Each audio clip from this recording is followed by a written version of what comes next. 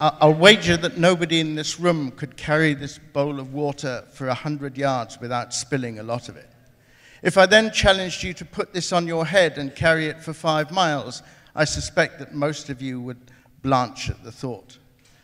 We don't need to be able to do this. We can just turn on the tap and out comes potable water. At the same time, most people in this room are aware of the fact that 3 billion people live on less than $2.50 a day. And we're also, most of us, I suspect, are aware of the fact that 20 million people are on the point of starvation. Somehow it doesn't matter, we just accept it. We seem to have lost our collective conscience. So I'm not here to talk about morals or guilt, I'm here to talk about the extreme poor, basically the women who bear the brunt of extreme poverty, those who live on less than $1 a day. These are the people who carry wood and water, understand how to live with the land, and who are some of the toughest women I've ever met. They're also the dispossessed and the largely forgotten. How did I get here? About a year ago, I was in the north of Ghana near Erimon. We were driving down a dirt road and dusk was falling. The road, as always, was crisscrossed with ravines and potholes from the last rainy season. I was looking out of the window at the African bush. As in the failing light, it's a beautiful place. I almost felt guilty being there because the car was making a lot of noise and we were pushing out gaseous emissions. If you look more closely into the night, the paths are full of women. Women who are walking often barefoot, babies on their back, and carrying bowls on their heads. The bowls may be full of grain or water or anything to set up a market stall. All of a sudden, my smartphone buzzed. We'd found a signal. I don't know why, but it seemed so incongruous. There was such a disconnect between my phone and what I was looking at outside. My phone had absolutely nothing to do with the lives of these women. There was a complete disconnect between this technology and their lives. There was a disconnect between what I do as an electrical engineer and everything I was looking at. And here was I in a car on my way to food, a bed, plenty of water, and more bandwidth than I could ever use. Let me introduce you to these women. I went to Ghana first in 1958. As you can see from the picture on the left of the woman in 1960, she has a large load on her head, she has a baby on her back, and she's probably pregnant. I went back again in 2001 after a long period, and in 4 decades, nothing seemed to have changed. Yet the world had changed beyond recognition. We had the internet, we'd been to the moon, we had computers, and we'd found obesity. You can have the next slide, please. Another 13 years, no change. Yet in the large cities across Africa, there was cell phone service, there was pizza, burgers, and fancy cars. 2017, beyond the dirt road, there's been no change in centuries. These women are trapped in intergenerational poverty, yet I'm here to tell you that I believe that they can save humankind. Let's start to look a little bit at their lives. This is a borehole, and you can see that there's a young girl sitting there and she's surrounded by a lot of empty pots. It's the dry season, so the water comes out of the borehole at a very slow rate. It takes a long time to fill all these bowls. The women wait patiently in line, and they sometimes even fight when water is scarce. Yet they have no choice but to do this. They can't go home with an empty bowl. It's the dry season, it's hot, people are thirsty, and you can't do much cooking without water. They have no choice but to wait patiently in line. Now I want you to go back to thinking about this bowl of water, which, as I say, when it's within an inch of the brim, it weighs about 100 pounds. Now thinking about walking with this for 5 miles. Add a baby, probably pregnancy, no shoes, right, and it's hot, and on top of all this, you're probably hungry. With the National Science Foundation grant, we went to a place called Kabira in northern Ghana to find a little bit out about women, about water. And as you can see from this picture behind me, The size of the pot represents the size of the community. The size of the tract represents the amount of water. And you can see that most people live just over a mile away from the main borehole. You're probably asking where the river is. This is the dry season, so you can't see it. That means that you have to walk to the borehole. When the rains come and the river fills up, then as you can see, a lot of communities are actually closer to the river than the borehole. So you then have to make a decision. Do you walk to the borehole, right, and get clean water, or do you go to the river, which you share with the animals, right, which is full of pathogens, a much shorter walk, but you know you're going to get sick? You have to choose. Next slide, please. Now we're going to talk a little bit about energy. Not the energy that you and I know, but the energy that the poor have. And this is basically wood. If you talk to anyone who lives in a rural community, they will tell you that they have to walk further to find wood. They can see the tree line receding, but they have no choice but to cut down the trees because that's their only source of energy. If you want charcoal, you still have to cut down the trees. If you want to get bottled gas, you can't even afford the deposit, so you really have no choice. Over 3 years, we got to know these women in the wood market, and in this society, these women are generally considered to be the bottom of the social pile. Yet, over a period of 3 years, they taught us about wood, we played with their children, and they taught CooperUnion students how to carry wood, and in doing so, rolled around. And we got up every morning at 5 a.m., right, and walked around the village until we found somebody who had wood, and then we followed them, right, back to the wood market. And over the years, we did this more and more, and as we gained the trust of these women, they took us back to the trees, which were the source of their income. They taught us how to decide which branch to cut so as to prolong the life of the tree. Now I want you to imagine that you might have carried 85 pounds of wood for 5 miles to this market. And when you get there, you sell it for $1. Yes, that's right, $1. And with this buck, you then go to the market and you buy the absolute necessities that you need for your family. Many times you won't even you spend 2 cents to get a clean water because that's 2 cents away from your kids. Then you'll turn around and you'll walk the 5 miles back to your community where you will then wash clothes, cook food, work in the field, collect water, or do whatever other household chore you need to do. I expect nobody can imagine this, but at the moment there's probably hundreds of thousands of women carrying wood or water in some remote rural part of the world. Can I have the next slide, please? The smartphone, which is where we started. The disconnect between us and them. Sure, there are cheap phones, right, which have very simple apps which can bring much needed information to the rural communities. But if you live with virtually nothing, where are you going to get the money, right, to buy the phone,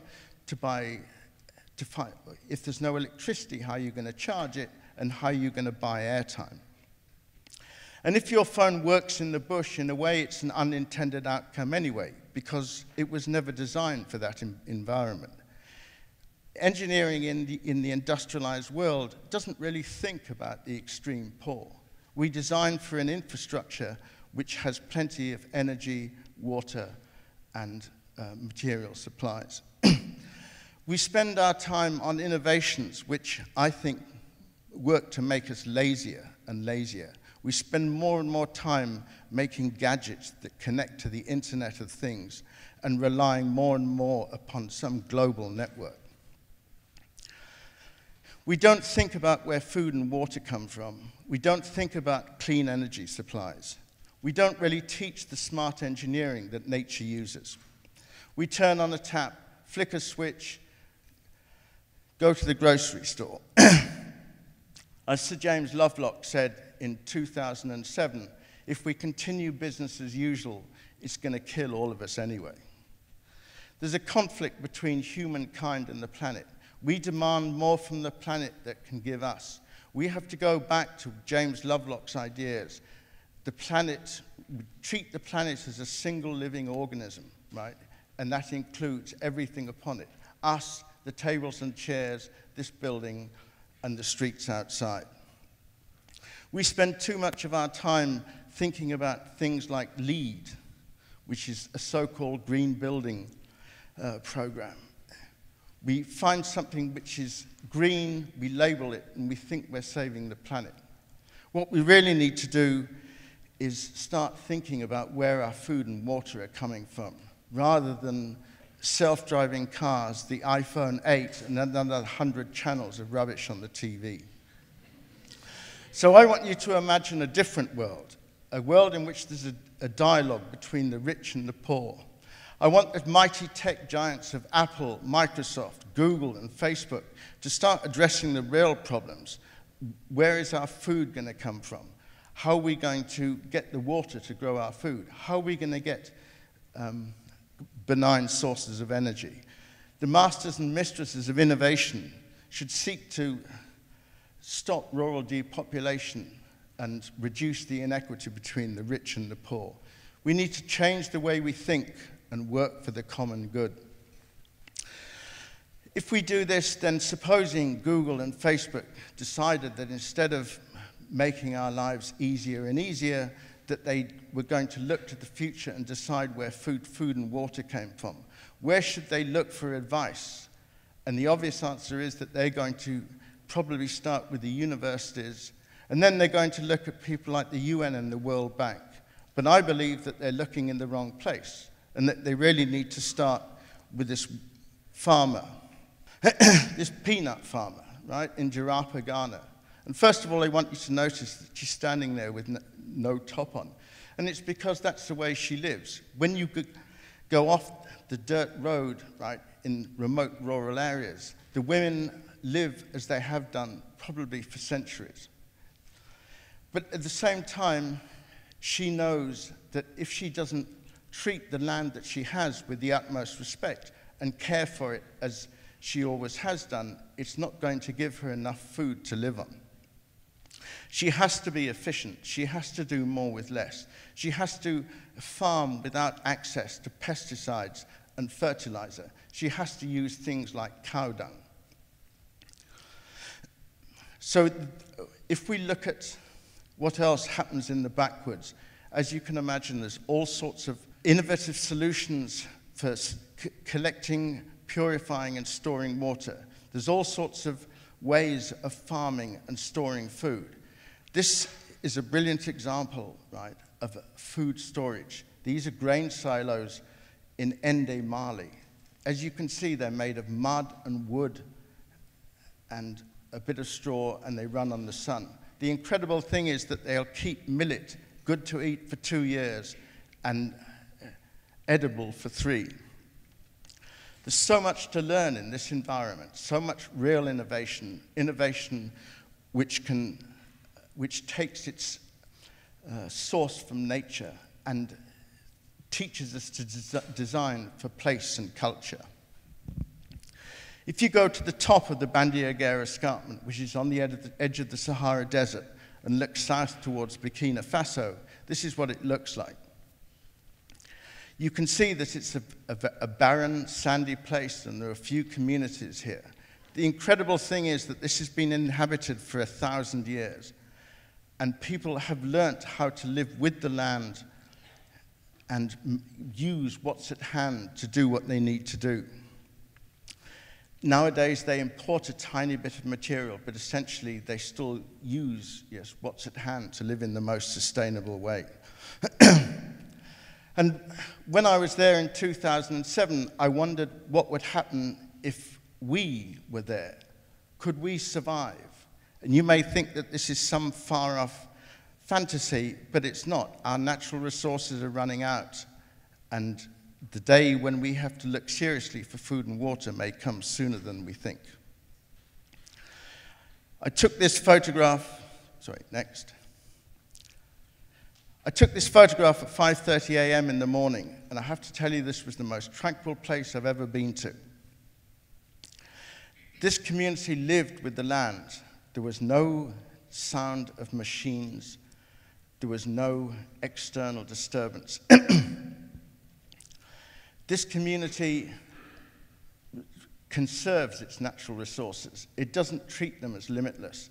As an engineer, I look at this house and I think of all the ways in which I could improve it.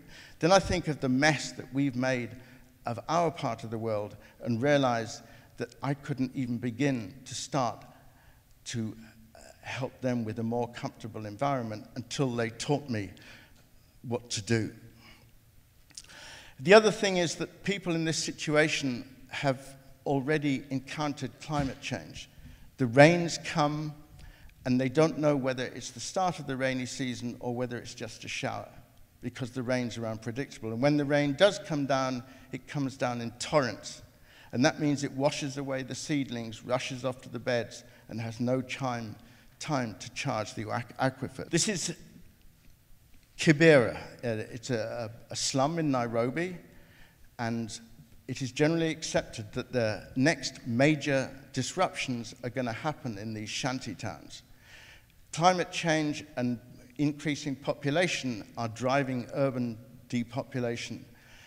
The people in these shanty towns are one day going to behave in an extreme manner as temperatures rise and access to food and water gets worse.